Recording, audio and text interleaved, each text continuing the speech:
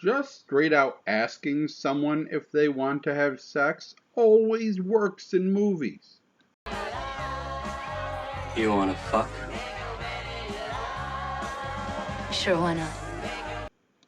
Today we review. Wait a minute, was that Georgia Fox in that scene? I haven't reviewed a movie with her in it in a while. No distractions.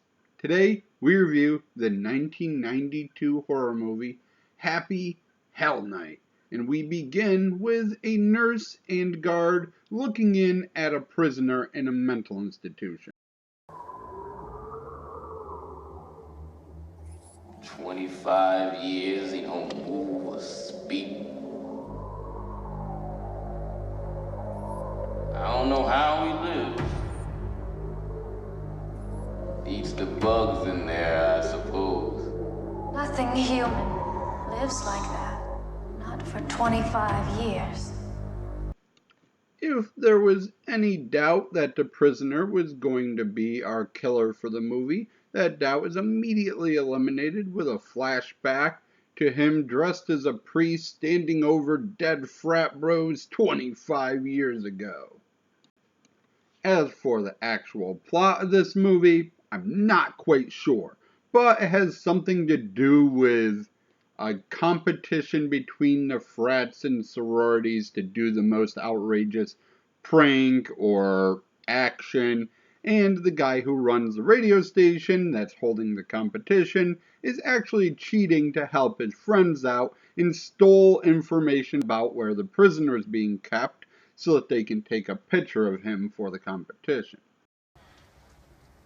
Seems he was at City Hall this morning, doing some research for his TV show. Funny thing is, he left without returning some confidential files. This scene is in no way a cheap way to show us what the murder weapon will be. Henry Collins, first to the top.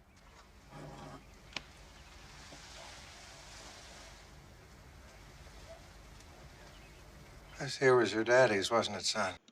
3 times in this conversation, the cop mentions a storm and the weather, but they must have ran out of money because there is not a drop of rain in this entire fucking movie. It's never even windy. The head of the frat finds this conversation kind of weird and calls his dad, who's played by Darren McGavin, who is 20 years too old for this role, and asks him what's going on, and Darren McGavin has a flashback.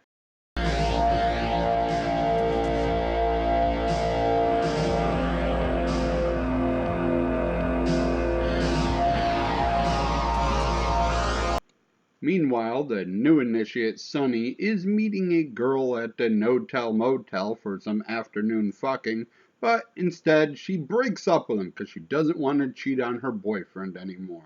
I thought you were going to tell him about us. I don't want to hurt him. I can't see you anymore. You picked a hell of a place to tell me that, Liz. This, of course, is immediately followed by them having sex and being caught by the boyfriend, who is the head of the frat.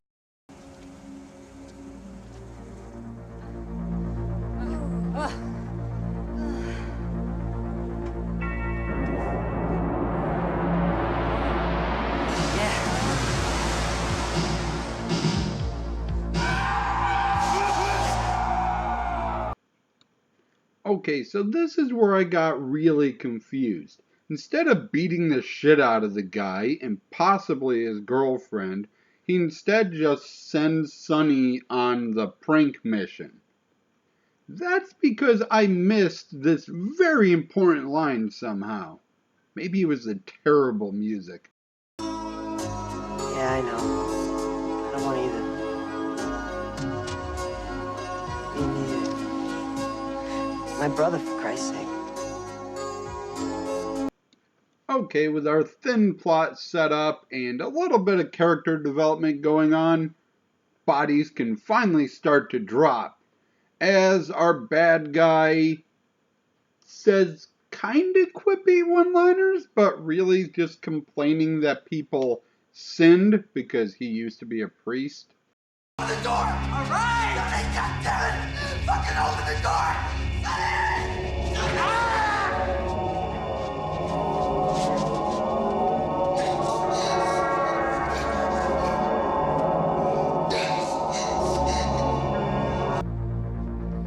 No kidding.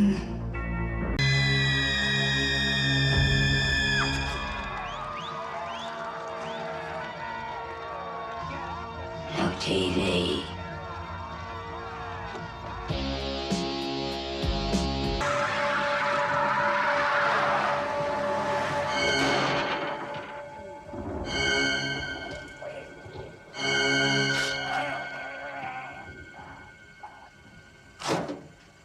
No barking.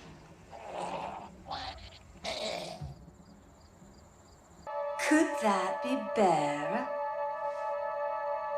No sex.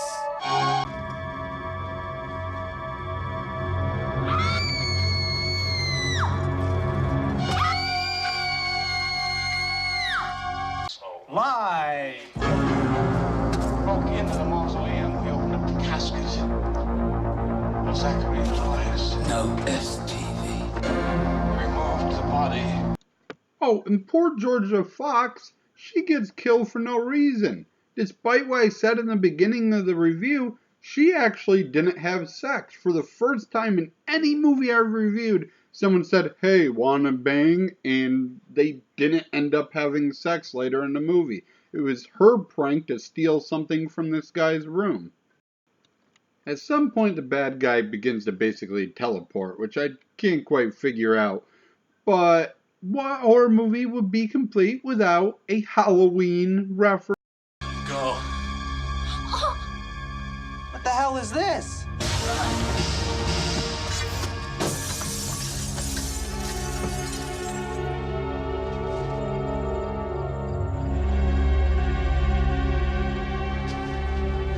You alright? I think so. No, it's not dead. Not yet. He's gone. He's not there. And oh yeah, 2 reviews ago, I mentioned that in 450 reviews, only one person ever been caught in a bear trap. This guy gets caught in a fucking bear trap. It's an epidemic out there. Please. God, please.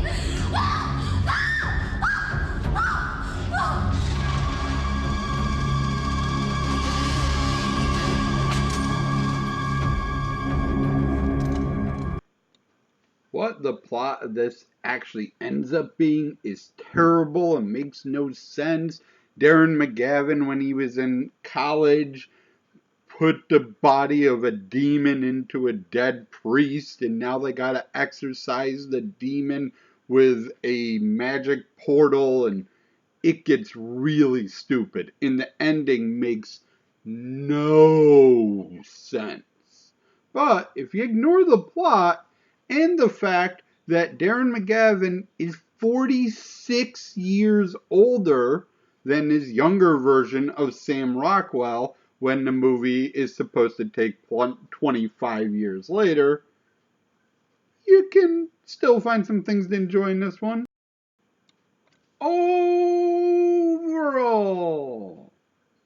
it's a 1992 slasher-esque movie. It has everything you want in them types of movies. Lots of death, some blood, some boobs, screaming women, and tremendous acting. This woman right here gets my MVP. They're all dead. All over the house. Everybody's dead. Cast and crew for this one, we already mentioned a way too old Darren McGavin. Georgia Fox had a small role. She's best known as Sarah Seidel on CSI, but we here on the channel know her as the bad guy in Velocity Trap. Sam Rockwell's in the movie in a silent role for about 5 seconds in a flashback, and Frank John Hughes plays Sonny. He quit acting a couple years ago, but when active, he was in 24, The Sopranos, and Band of Brothers. A man came to make me an offer. An opportunity to have everything that you could want in life. We structured a deal. As for the crew on this one, it's written and directed by Brian Owens. He only has one other movie, Brain Scan, and IMDb claims he was on Mr. Rogers as a kid, which I highly doubt is true. But you never know. The rest of the crew on this one, Gabriel Bartalos did the special effects. He did special effects on a lot of horror movie sequels in the 80s and 90s. Basket Case 3, Leprechaun 4, Gremlins 2, and a movie we reviewed, Dolls. He was the lead makeup artist.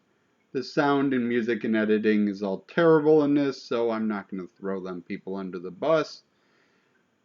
In conclusion, yeah, there's a reason why this movie is not well known. It's got an okay killer, but his motivation isn't really clear. His powers and abilities just seem to appear randomly at the end to make him more menacing. And yeah, it's just not that good. But it has blood and boobs, so it passes as a horror movie for me. Thank you for watching, and as always, I shall try to do better next time. Here's a bonus scene of Perverted Frat Guy. Good evening, ladies. How are you? Leave your inhibitions at the door, though, all right? Drink a little whiskey, get a little frisky, maybe with a little luck you just might get a hello.